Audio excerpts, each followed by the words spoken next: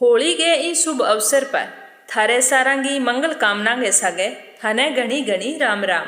आज आप सुनांगा पूर्णिमा की कथा। होली के दिन ने बुराई पर अच्छाई की जीत के रूप में हमेशा ही याद करियो जावे। बोके नी के नीर निवाणे और धर्म ठिकाने जरूर आवे। ई कथा में भी वही बताएड़ हुए कि हमेशा अच्छाई की जीत हुए। फागुन की पूर्णिमा पर भगवान श्री हरि विष्णु और लक्ष्मी माता की पूजा करनी चाहिए, व्रत रखना चाहिए। व्रत रखो तो व्रत कथा जरूर सुननी चाहिए। जीतो इन दिन पूजा पाठ को महत्व है, बीतो ही फागुन की पूर्णिमा की कथा सुनने को है। मान्यता है कि अगर आ कथा आपा श्रद्धा भाव सुना तो अपने घर में सुख समृद्धि को वास हुए, अन्न धन मिले, संतान को सुख मिले और जीवन का सारा सुख भोगे मृत्यु उपरांत वैकुंठ की प्राप्ति हुए। तो अब आपा सुनांगा फागुन पूर्णिमा की कथा। पूरे श्रद्धा भाव सुनियो और कमेंट बॉक्स में विष्णु भगवान को जयकारो जरूर लगाइयो। लक्ष्मीपति नारायण की जय हो। महर्षि कश्यप की तो पत्नी ही राजा दक्ष की पुत्री दीति बांगे गर्भों हिरण्य कश्यप को और हिरण्याक्ष को दो बेटा को जन्म होयो। वे दोनों भाई बहुत ही ताकतवर आ, तो बिन ताकत के चालता बा देवताओं पर आक्रमण कर दियो और बनहार आगे और स्वर्ग पर आपको अधिकार जमा लियो। ए देवताओं पर अत्याचार करने लग गया तो सारे देवलोक में हाहाकार मच गयो। तो सारा देवी देवता मिल गए विष्णु भगवान की शरण में गया, बिथे माने ही समस्याओं निजात दिलाओ। तो भगवान श्री हरि विष्णु वराह को अवतार ले गए, हिरण्याक्ष को वध कर दियो। तो हिरण्य कश्यप आपके भाई की मौत देखी तो बाँ विष्णु भगवान ने आपको दुश्मन मान लियो और बाँ बदलो लेने वास्ते पिता में ब्रह्मा जी की तपस्या करने वास्ते उठ गया। तो पिछू हिरण्याक्ष को तो वध हो गयो, हिरण्य कश्यप तपस्या वास्ते उठ गयो। तो पीछे लड़ाई करने वालों ताकतवर तो कोई बच्चों को नहीं, तो देवतावां दैत्या पर हमलो कर गए, बना रा दिया और स्वर्ग पर आपको अधिकार फिर जमा लियो। तो हिरण्य कश्यप की पत्नी का नाम हो कयादू, बाबी समय गर्भवती, तो देवराज इंद्र बिन बंदी बना ली और बिन ले गेर अमरावती जान लाग रहा। तो रास्ते में बने देव ऋषि नारद मिलिया। नारद जी इंद्र के सगे कयादू ने देख के बोलिया के देवराज इंद्र थे इन लेगे कठ जान लाग रहे हो। तो इंद्र के ओ कहे हे देव ऋषि कयादू गर्भवती है और इंगे गर्भ में हिरण्य कश्यप वर्ग दुष्ट आदमी को अंत है, तो बिंगो वध कर गए और मैं इन छोड़ दूंगा। तो देव ऋषि नारद कहने लग गया कि इंगे गर्भ में तो श्री नारायण को परम भक्त है, तो मेरी बात मान इन्हें छोड़ दे। इंगे गर्भ उत्पन्न होने वालो बालक देवतावां को कुछ ही कौन बिगड़े, वो तो विष्णु भगवान को परम भक्त हुए को। तो नारद जी की बात सुन के इंद्र कयादून छोड़ दी। तो देव ऋषि नारद हिरण्य कश्यप की पत्नी कयादून लेकर आपके आश्रम में आ गया और बोलिया कि बेटी जब तक हिरण्य कश्यप की तपस्या पूरी ना हुए तो निश्चित होगे अठाई रे और पूजा पाठ कर। तो कयादू देव ऋषि नारद के आश्रम में रहने लागी, पूजा पाठ करने लागी और सुबह शाम जब नारद जी पर वचन सुनाता तो बांगो स्पान भी करती। तो जका बिंगे गर्भ में पड़े उसी सुबी पर बहुत ही अच्छो प्रभाव पड़ो। जब 9 महीना पूरा हुआ तो कयादू एक पुत्र ने जन्म दियो, तो बिंगो नाम रखियो प्रहलाद।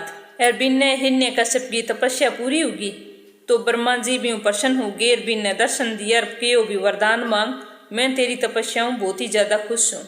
तो वरदान ले गए हिरण्य कश्यप आपके राज्य आ गयो और कयादू भी प्रहलाद ने ले गिर आपके पति का नागी, तीनों इकट्ठा रहने लग गया। जब प्रहलाद थोड़ो बड़ो हुयो तो बिंगी शिक्षा वास्ते एक गुरु को प्रबंध करियो। बिंगी देख रेख में बिन शिक्षा दे जान लागी। एक दिन की बात के हिरण्य कश्यप आपके मंत्रियां सगा बैठा, तो बिन टाइम बैठे प्रहलाद आपके गुरु सगा आया और आपके पिताजी ने प्रणाम करियो। तो यहाँ प्रणाम करता देख के हिरण्य कश्यप तो बहुत ही खुश हुआ और बोलिया कि बेटा प्रहलाद आज तक तय शिक्षा के दौरान किसी किसी अच्छी बातें सीखी है, बेमन सुना।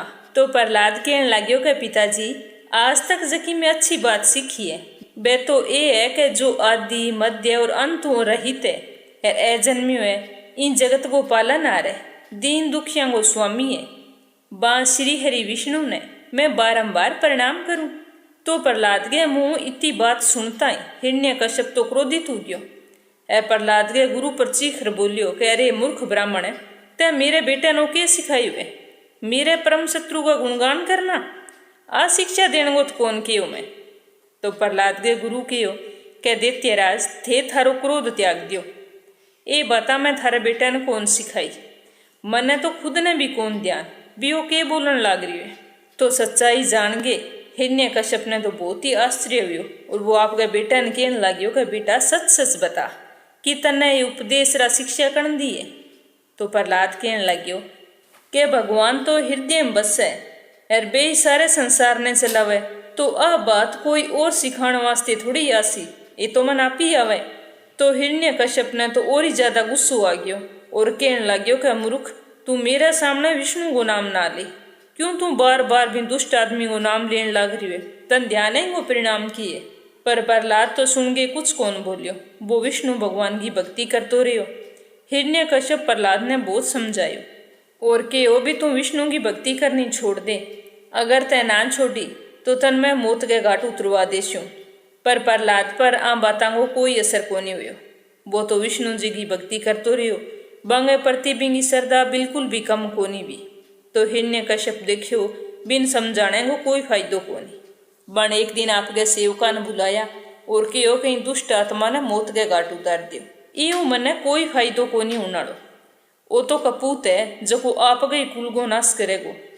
तो दैत्यराज हिरण्यकश्यप की आज्ञा सुन गे और बिंगा सैनिक प्रहलाद ने ले गया और बिन पर तरह तरह अत्याचार करने लग गया।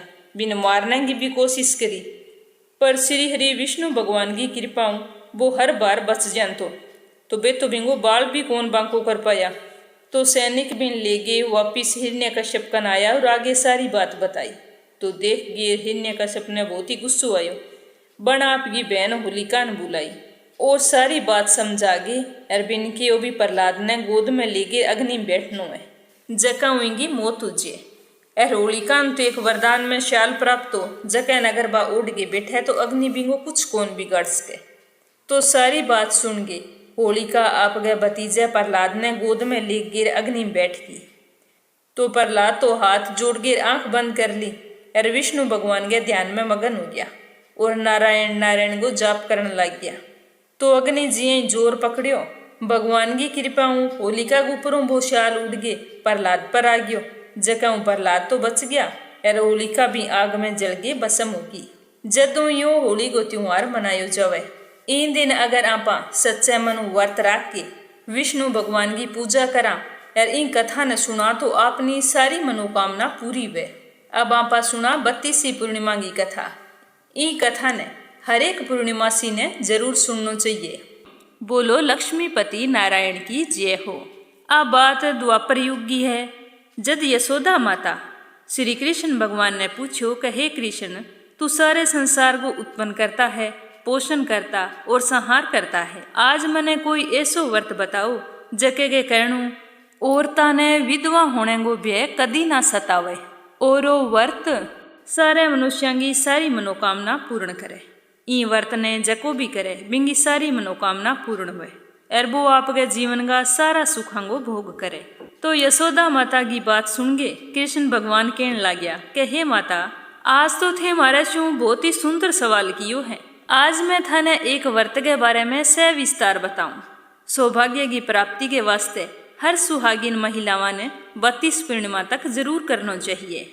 ई व्रत ने करण से महिलावां ने सुख सौभाग्य और मान सम्मान की प्राप्ति होगी और भगवान शंकर के प्रति मनुष्य की भक्ति भी बढ़ेगी। तो यो सुन के यशोदा माता कहने लगी कि हे कृष्ण पहला तो मने वो बताओ कि सारा पहला मृत्यु लोक में ई व्रत ने किसने करियो, आज मैं ई व्रत के बारे में सारों की जानना चाहूँ हूँ। तो कृष्ण भगवान कहने लग गया कि हे माता ई भूमंडल पर एक बहुत ही प्रसिद्ध राजा हो, बिंगो नाम हो चंद्रहास। बिंगी नगरी अनेक प्रकार के रत्नाओं परिपूर्ण बहुत सुंदर ही। बी नगरी के अंदर धनेश्वर नाम को एक ब्राह्मण रेमतो, बिंगी पत्नी बहुत ही सुंदर और रूपवती ही। दोनों भी नगरी में बड़े ही प्रेम साथ साथ रहता। बांगे घर में धन धान्य की कोई कमी नहीं थी, पर फिर भी दोनों बड़ा ही उदास और दुखी रहता। बांगे दुख को कारण हो के बांगे कोई संतान को नहीं। एक दिन भी नगरी के अंदर एक बहुत बड़ो योगी आयो, तो वो सारे घरों भिक्षा मांगे लियांतो और फिर भोजन करतो। लेकिन भी ब्राह्मण के घर से कदी भी भिक्षा नहीं लियावतो। एक दिन की बात है, वो योगी गंगा किनारे बैठ गए, भिक्षा लिया गे और भोजन करन लाग रियो। बहुत ही ज्यादा खुश हो, प्रेम पूर्वक भोजन करन लाग रियो। तो जो को ब्राह्मण हो धनेश्वर बण योगी ने देख लियो, बैठे बैठ गए, बहुत ही ज्यादा खुश हो गए, भोजन करन लाग रियो है। सारी नगरी के अंदरों भिक्षा मांगी लियावे और मेरे घरों भिक्षा कौन लियावे, की बात है। आज आ बात मैं यीशु पूछूंगा। ओ मन ही मन सोच, वो ब्राह्मण भी योगी के पास गयो और बठे जाके प्रणाम करिए, एक और बैठ गयो। तो भोजन समाप्त करने के बाद में योगी ब्राह्मण ने पूछो कि के कारण शू मेरे पास आयो है। तो ब्राह्मण बड़े ही आदर शू बोलियो कि हे योगी महाराज, थे तो बहुत बड़ा तपस्वी हो। मैं कई दिना शू देखण लाग रहा हूँ कि थे सारे घरा शू भिक्षा ले गया हो। पूरी नगरी के अंदर मेरे घर ने छोड़ दियो। मेरे घर शू भिक्षा ना लियाण गो के कारण है, मने बताओ। तो योगी कहण लाग्यो कि बेटा, धर्म माने ई बात की इजाजत कोनी देवे, क्योंकि थे अब भी गृहस्थ जीवन में एक सुख शू वंचित हो, क्योंकि थारे कोई संतान कोनी। तो संतान ना होने की वजह शू मैं थारे घर शू भिक्षा कौन लिया सकूँ। अगर मैं थारे घर शू भिक्षा लेके आऊँ तो मैं भी पतित हो जाऊँ, क्योंकि धर्म शास्त्र में बतायो गयो है कि जके के संतान नहीं हुए वो घर पतिता को हुए। बींगे घर शू कभी भी भिक्षा नहीं लेनी चाहिए। तो ई बात शू मैं तेरे घर शू भिक्षा को नहीं ले गया हूँ। तो धनेश्वर जब संतान ना होने की बात सुनी तो बहुत ही ज्यादा दुखी हुयो और रोन लाग गयो। हाथ जोड़ के योगी के पैरा में गिर गयो और बहुत ही दुखी हो गए, कहण लाग्यो कि योगी महाराज, थे तो बहुत बड़ा तपस्वी हो, थे मने संतान प्राप्ति को कोई उपाय बताओ। मैं बहुत ही ज्यादा दुखी हूँ, मेरे पर कृपया करके कोई ईशो उपाय बताओ जके मने संतान की प्राप्ति हो जावे। मेरे घर में धन दान की कोई कमी नहीं है, लेकिन मैं संतान ना होने की वजह से बहुत ज्यादा दुखी रहूँ। हे योगी महाराज, थे मेरे दुख को हरण करो। तो इन तरह ब्राह्मण का दीन वचन सुन के योगी कहण लाग्यो कि हे ब्राह्मण, तू चंडी की आराधना कर, तेरे जरूर संतान की प्राप्ति होवेगी। तो आ बात सुन के ब्राह्मण बहुत ही खुश हुयो और साधु महाराज ने प्रणाम करके आपके घर की तरफ चाल पड़ियो। घरे पहुंच गए, आपकी पत्नी ने योगी सागे हुएड़ी सारी बात बताई। बींगे बाद में खुद तपस्या करने वास्ते वन में गयो। वन में पहुंच गए, बनचंडी की आराधना शुरू कर दी। सागे व्रत भी रखने लाग्यो, पूरे श्रद्धा भाव चंडी की आराधना करतो, व्रत करतो। और जब ब्राह्मण की आराधना का 16 दिन पूरा हुआ तो चंडी भी ने सपने में दर्शन देगे कियो कि हे धनेश्वर, जा, तेरे जरूर पुत्र की प्राप्ति होवेगी, लेकिन बिंगी उम्र सिर्फ 16 साल की होवेगी। जके दिन वो 16 साल को हो जाएगो, बिंगी मृत्यु हो जाएगी। तो ब्राह्मण बोलियो कि हे माता, वो किसो वरदान दियो है मने, ई वरदान से तो ना मैं खुश रह सकूं ना मैं दुखी रह सकूं। इमें मेरे संतान भी होवेगी और मैं संतान सुख हूँ वंचित भी रहूँगा। तो छोटी उम्र की संतान हूँ, अच्छो है कि मैं नी संतान रहूँ। माँ, मेरो बहुत बड़ो सपन हो कि मेरे घर में भी पुत्र जन्म लीवे। ई वास्ते में थारी आराधना करी हूँ। अगर मने पुत्र देव तो बिंगी लंबी आयु को उपाय भी थे ही बताऊँगा। तो ब्राह्मण का ई तरीका दीन वचन सुन के चंडी माता बोली कि अगर तू और तेरी पत्नी दोनों 32 पूर्णिमा को व्रत करो तो थारो पुत्र लंबी उम्र पावेगो। तो ब्राह्मण हाथ जोड़ के बोलियो कि हे माता, व्रत करने की विधि थे ही माने बताओ। मैं और मेरी पत्नी ये व्रत ने पूरे श्रद्धा भाव करूँगा। तो बिंगी बात सुन चंडी माता बोली कि ई वास्ते थाने पूर्णिमा को व्रत रखनो है और एक आटे को दीपक जला के शिव जी को पूजन करनो है, लेकिन व्रत सारा 32 होना चाहिए। 32 पूर्णिमा के बीच में कोई भी व्रत बीच में नहीं छूटना चाहिए।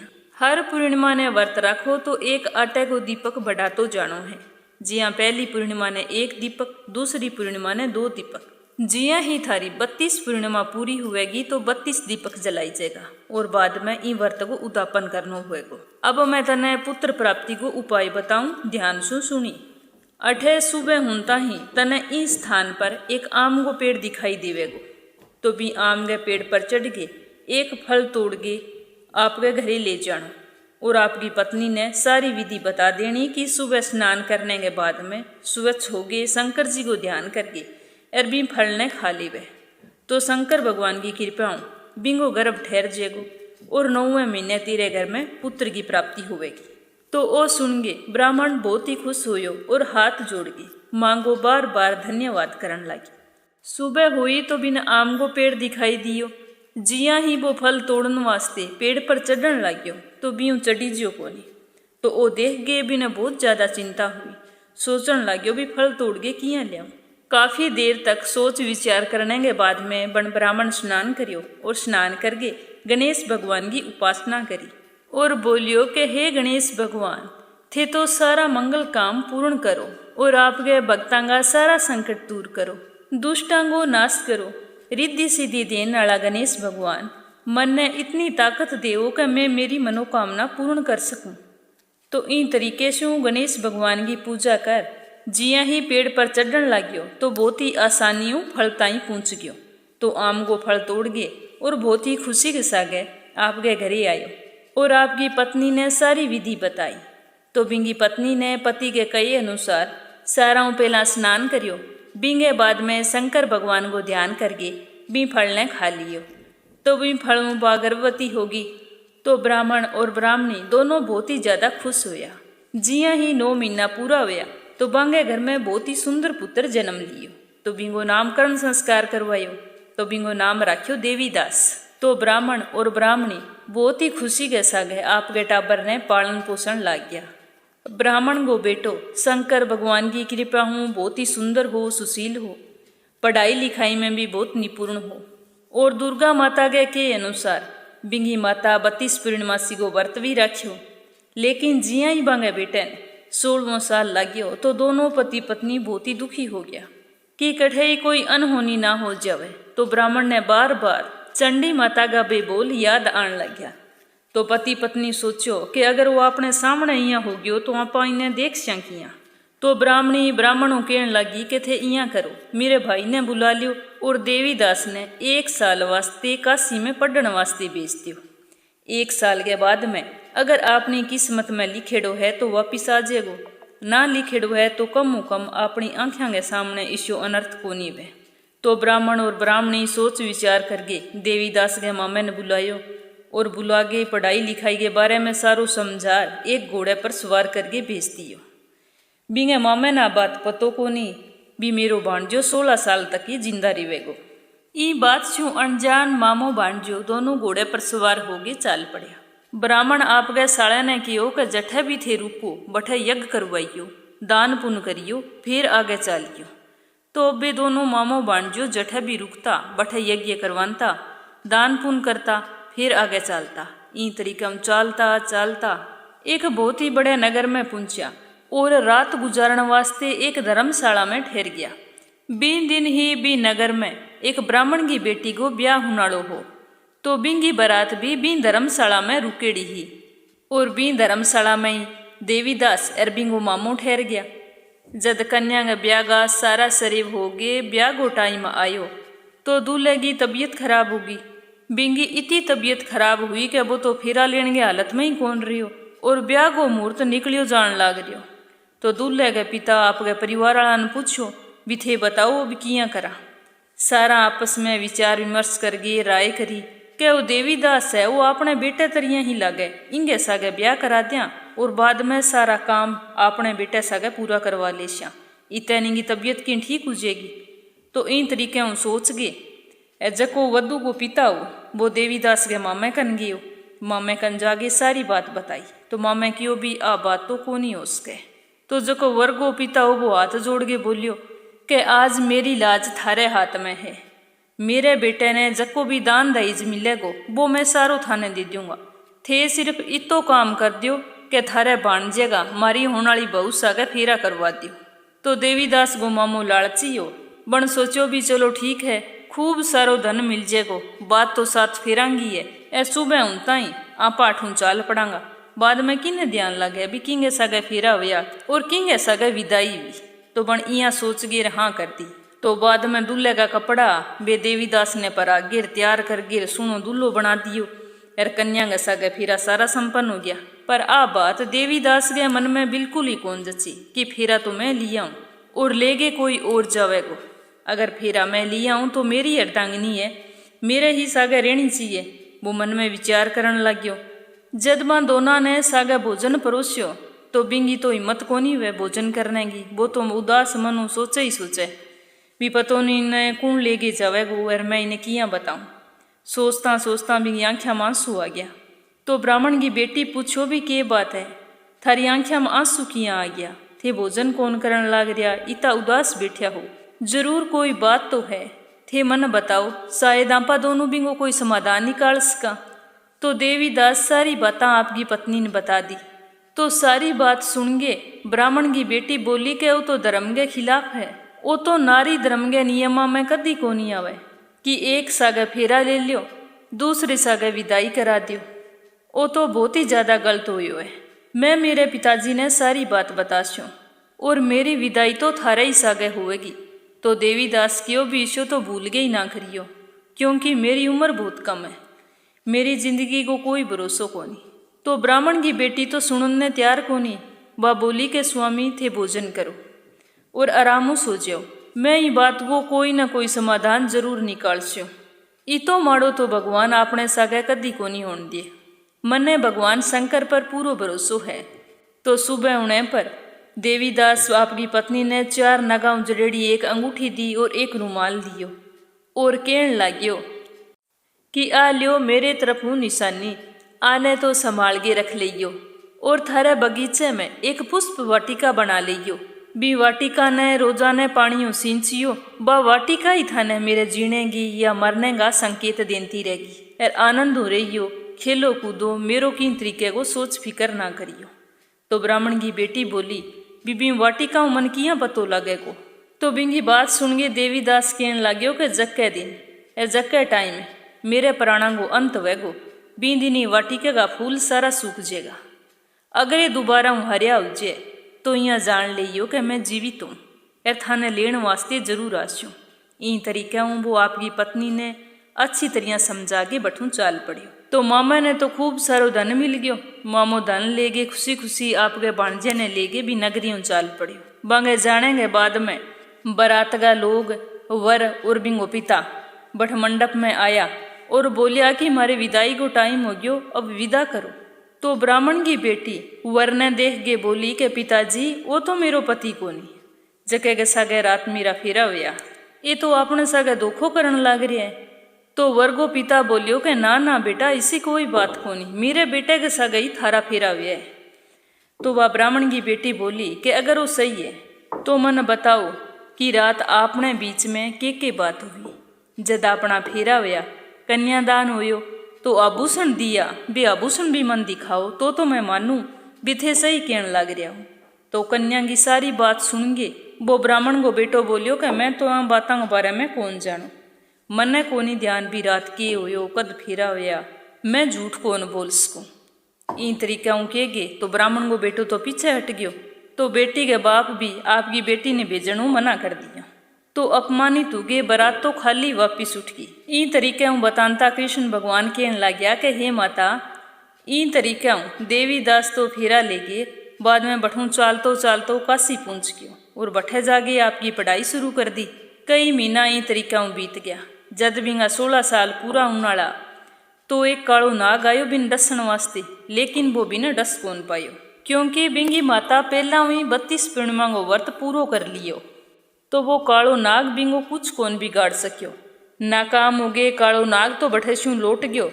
जिया ही आधी रात हुई तो खुद काल आयो बिंगा प्राण हरण वास्ते। जिया ही देवीदास के शरीर में प्राण हरण लाग्यो, प्राणा ने निकालने की कोशिश करने लाग्यो तो देवीदास मूर्छित हो गए जमीन पर गिर गयो। तो भगवान की करनी बे टाइमी भगवान बोले शंकर और पार्वती जी बठूं जान लाग रहा। जिया ही माँ देवीदास ने मूर्छित पड़ियो देखियो तो पार्वती जी कहन लगी कि भगवान ओ की है, इंगी माँ तो पहला हुई 32 पूर्णिमा को व्रत पूरो कर रखियो है, बी व्रत के प्रभाव इंगो मृत्यु दोस्तों कट गयो, अब इन्हें कोई मार कौन सके। तो पार्वती की बात सुन भगवान बोले शंकर भी ने प्राणदान दे दिया और सागाई लंबी उम्र और निरोगी काया को आशीर्वाद दियो। तो काल ने भी टाइमी बठे शू पीछे हटनो पड़ियो और देवीदास हरे राम कर तो बठे बैठ गयो। तो बिंगो मामो बोलियो कि बेटा तेरे के हो गयो, इतनी देर तक तू चुपचाप यहाँ किया सो गयो। तेरी हालत देख के मैं तो सच्ची बहुत डर गयो कि मैं घरे अब के मुंह लेके जाऊंगा। तेरे माँ बाप ने किया मुंह दिखाऊंगा कि वहाँ भरोसो करके और पढ़ने वास्ते मेरे सागे भेजो और अठा आगे ओके हो गयो। अब तू ठीक है, तेरी पढ़ाई भी पूरी होगी। अब चल आपा कल ही अपने घर वास्ते रवाना हुआंगा। तो इन तरह को निश्चय करके दोनों मामो बांझो सो गया और सुबह उठ गए, स्नान करके पूजा पाठ कर आपके गांव की तरफ रवाना हो गया। चालता चालता भी नगर में आगे ही रुकिया। जठे व ब्राह्मण की बेटी रात दिन आपके पति को इंतजार करती और भगवानों बिंगी मंगल कामना करती। बन आपके पिताजी ने कहो कि पिताजी मेरे स्वामी की पढ़ाई को 1 साल पूरो हो गयो, अब बे काश्यों वापिस आवेगा। कढ़ई इया ना हो जे के बे मन भूल गया।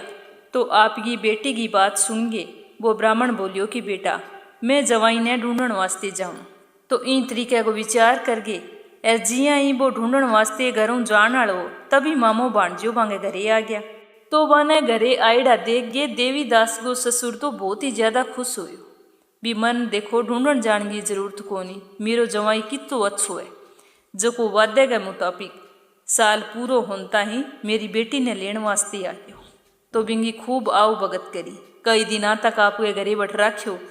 बाद में खूब धन दाइजो देगे आपकी बेटी की विदाई कर दी और मन ही मन भगवान ने धन्यवाद भी करियो कि मेरा कोई अच्छा कर्म करेड़ा जो को मेरी बेटी वास्ते इतो अच्छो वर मिली। और बिने गांव में देवीदास का माँ बाप रोंता रोंता बेचारा अंधा हो गया। सोचो भी 16 साल तो पूरा हो गया, के पतो मारो बेटो वापिस आवेगो या को नहीं आवे। बा मैं इतनी भी हिम्मत कौन रही कि बे आपके बेटे की मौत को समाचार सुन लिए। बाओ सोच रखियो भी जद अपने बेटे की मौत को समाचार मिलेगो तो आपा अपना प्राण छोड़ दें। तो इन तरीका रोंता रोंता भी आपको बहुत ही उदास मनु इंतजार करन लाग रहा। तभी कई गांव वाला लोग आया और आगे बोलिया कि ब्राह्मण देवता थारो बेटो आ गयो और थारो साड़ो भी सागे, पर थारो बेटो तो ब्याह करके आयो है। बिंगे सागे एक नई नवेली बहुत ही सुंदर बहू है। तो आ बात सुन के ब्राह्मण और ब्राह्मणी दोनों बहुत ही खुश हुआ और सोचने लग्या कि शंकर भगवान की 32 पूर्णिमा व्रत को ही फल है। तो मन ही मन शंकर भगवान को धन्यवाद करता दोनों बाजगे सी खड़िया हो गया। जका की कई दिना का बैठा भी मेरे बेटे को की हाल है कि ना है कि तो वियोग हो बने। पर बेटे की खुशी इतनी भी कि बे भाग्य सी घरों बाहर आया तो देखियो कि बांगो बेटो बहुत ही सुंदर बहू के सगे खड़ी हुए। तो खूब आदर सत्कार करियो, बांगो आरती उतारी, बहू ने बदार गे घर में प्रवेश करवायो। आसे पासे सारे जीवन को न्योतो दियो। पूरे गांव में खुशी खुशी छागी। सारा कहने लग गया कि कोई भक्ति करे तो ब्राह्मण ब्राह्मणी वर्गी करे, अगर इसी भक्ति वेगी तो भगवान ने भी मनोकामना पूरी करनी ही पड़ेगी। तो बिंगे बाद में गांव की सारी औरतां 32 पूर्णिमा को व्रत रखने लगी। विधि विधानों व्रत रखती, कथा सुनती और शाम ने चंद्रमा उद्यावने पर अर्घ्य दे के बाद में पूजन करती। तो इन तरीके कथा सुनागे कृष्ण भगवान कहने लग गया कि माता जिया धनेश्वर 32 पूर्णिमा व्रत के प्रभाव पुत्रवान हुयो, पुत्र की लंबी आयु हुई। तो अगर कोई भी महिला इन व्रत ने करे, श्रद्धा भाव पूजा पाठ करे और इन व्रत कथा ने सुने तो वो आपके जन्म में कभी भी विधवा होने को दुख कौन भोगे, संतान सुख बिन प्राप्त हुए और आपके जीवन का सारे सुखों को बा भोग करे, हमेशा सौभाग्यवती रेवे। वो मेरो वचन है, इमें कोई संदेह को नहीं। ओ व्रत पुत्र पुत्र देने वालो, सारी मनोकामना पूर्ण करने वालो है। 32 पूर्णिमा को व्रत करणो, जको व्रत रखे बिंगी सारी इच्छा पूरी हुए। तो बहनों इन तरीके 32 पूर्णिमा की व्रत कथा पूरी हुई।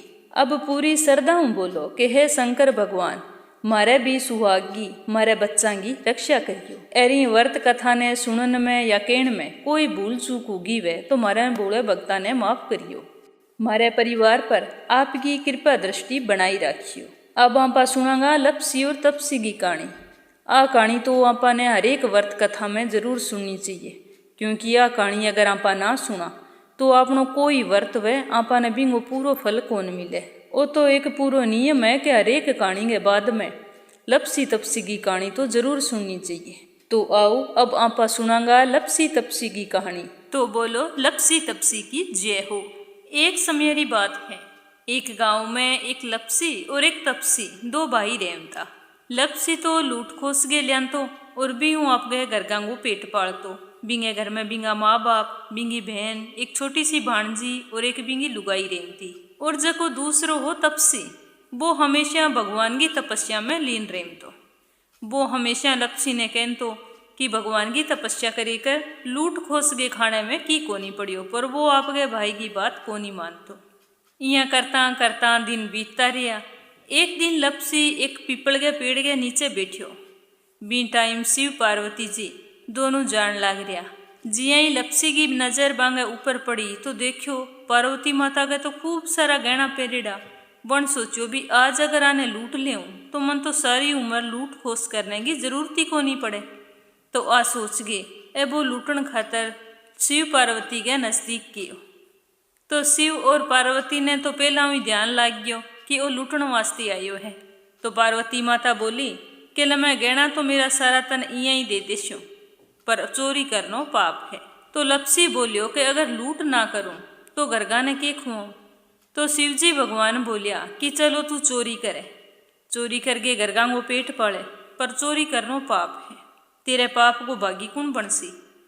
तो लपसी बोलियो कि मैं मेरे गरगा ने खुआऊं तो मेरी लूट की कमाई सारे गरगा खावे, तो मेरे पाप का भागी तो सारा ही बनसी।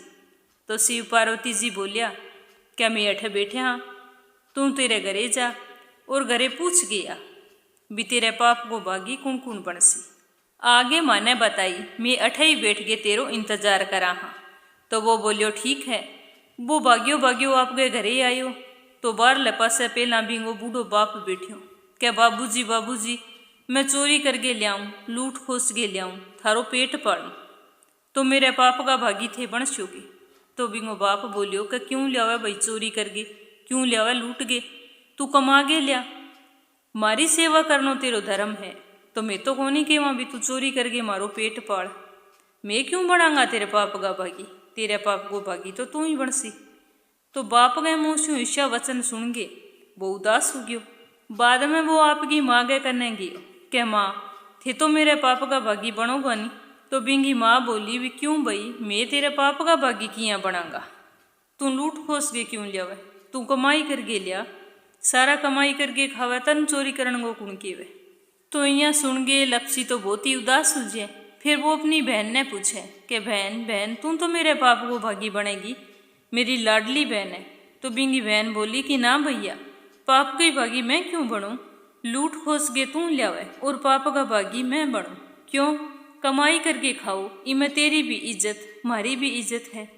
तो वो दुखी मनु वापिस चाल पड़ियो। भी जागे शिव पार्वती जी ने बता दियो भी पाप को भागी तो कोई कौन बने। तो घर के बाहर गली गमा बिंगी छोटी सी भाणजी खेलन लाग रही। बा बोली क्या मामू थारे पाप की भागी तो मैं बनस्यो। बा बोली मन में की जाने को नहीं। तो वो सुन के बहुत खुश हुए। आपकी भाणजी ने गोदी ली और जागे शिव पार्वती जी खन बैठ गयो। कहते सही केवा मेरे घर मुँह पाप को भागी बनने कोई तैयार को नहीं। आ एक छोटी सी भाणजी है अण कियो भी मैं थारे पाप को भागी बनसूँ तो मैं इंसा के लिए आयो। अब मेरी आँख खुल गई, मन ध्यान लाग गयो भी चोरी करनो पाप है। अब थे मन यहाँ बताओ भी मेरो पाप किया उतरेगो। और बठ हाथ जोड़ गिर बंग चरना में बैठ गयो। तो भगवान भोलेनाथ कच्चे सूत को छोटो सो मोइयो दे दियो अर के आलियो इन्हें पकड़ एनी पीपल के बेड़ कर फैरी लगान तो जा, जदो कच्चो सूत खत्म हो जाए जंतु घरे उड़ जाए तेरी बाणजीन लेके तेरो पाप उतर जाएगो। तो वो मन ही मन सोचने लग गयो भी थोड़ो सो तो कच्चो सूत है, 4 फेरी लागेगी लगा के पाप मेरो उतर जाएगो, मैं अब घरे उड़ जाऊँगा। तो बण आपकी बाणजी ने मोढ़े चढ़ा ली। ए वो सूत हाथ में ले गेर पिंपल के लपेट गेर चारों तरफ परिक्रमा करने लग गयो। करतो गयो बिंग अंदर तो भगवान को सतो वो क्या मी खत्म होना। फेरी लगानते 12 साल बीत गया। बाणजी तो सूख गेर बिंग मोढ़े पर चिड़कली बना चिपगी। 12 साल बाद शिव पार्वती जी बठू जान लग रहा। तो पार्वती माता बोली कि चलो आपा देखा। आपा भी लपसीन बड़े पिंपल का परिक्रमा करने वास्ते लगा के गया भी तेरो पाप खत्म हो जीसी, आज बिंगा की हाल है। तो भगवान बोले शंकर बोलिया क्या वो के अभी तक अठ बैठे है, वो कद कोई बच गए होनो है, लूट खोस के खान वालो वो आपको पाप उतारेगो। तो पार्वती माता बोली कि आपने देखने में किए जावे चालान तो सरी। जन चाल पड़िया दोनों।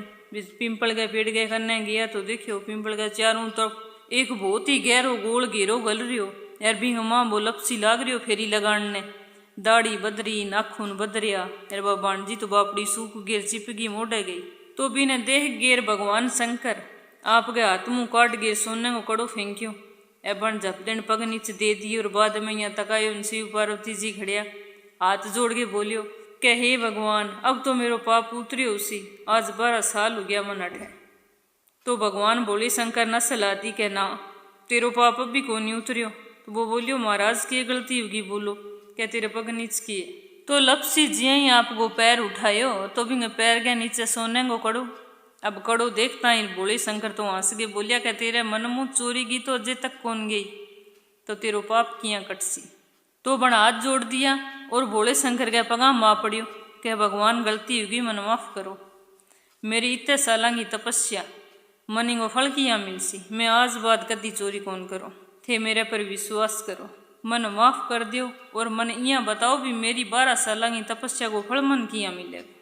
तो भगवान बोले शंकर में पर बहुत प्रसन्न हुआ और बोलिया कि जक्के घर के अंदर दियो जगासी तो बिंगो पुण्य तन मिलेगो जक्के घर में बेन सुवासनी घरे लियागे तीवड़ देगे तागो कौन देसी तो बिंगो पुन तन मिलेगो रोटी पोगे अगर लारून छोटो रोटियो ना पोसी तो बिंगो पुन तन मिलेगो आंगन लीपगे थड़ी ना लीपसी तो वो पुन तन मिलसी अगर थेपड़ी थापगे थपेड़ियो ना थापसी तो बिंगो पुन तन मिलसी अगर कोई 11 गो व्रत राखगे एर बामण गे घरे रसोई ना नुड़ासी तो वो पुन भी तन मिलसी व्रत राखगे एर सारी कहानी सुन लेसी लपसी तपसी की कहानी ना सुनसी तो बिंगो पुन भी तन मिलसी। जदू हर एक व्रत कथा के बाद में लपसी तपसी की कहानी कही जाए आप रोटी बनावा जिया सुबह रोटी बनावा तो रोटी बनाई बाद छोटो रोटियो जरूर बनाई जाए बेन सुहासनी तीवड़ देवा तो बिंग ऊपर सुहा नाल गो तागो 10 रुपया जरूर देना चाहिए 11 गो व्रत रखा तो 12 के दिन घरे बामण ने बुलागे भोजन करवाओ या फिर बिंग घरे सूखी रसोई उड़ाओ नहीं तो आपा ने भी व्रत को कोई पुण्य फल कौन मिले। आंगन लीपा और आंगन के आगे थोड़ी सी जगह हुआ बिने अपने पुराने टाइम में थड़ी बोलता तो अगर आपा बिने ना लीपा छोड़ देवा तो बिंगो पुण्य भी आपा ने फिर मिले कोनी। तो आई फाल्गुन पूर्णिमा की व्रत कथा सुनगे आपके कुल देव को इष्ट देव को जयकारो जरूर लगाइयो। अगर थे चैनल ने सब्सक्राइब ना करियो है तो जरूर करियो और यहीं पर आने वाली रोजाना की कथा कहानी ने पूरे श्रद्धा भाव सुनियो और दूसरा ने भी भेजियो। भगवान थारी सारी मनोकामना पूर्ण करे थे हमेशा खुश रहो सुखी रहो संपन्न रहो।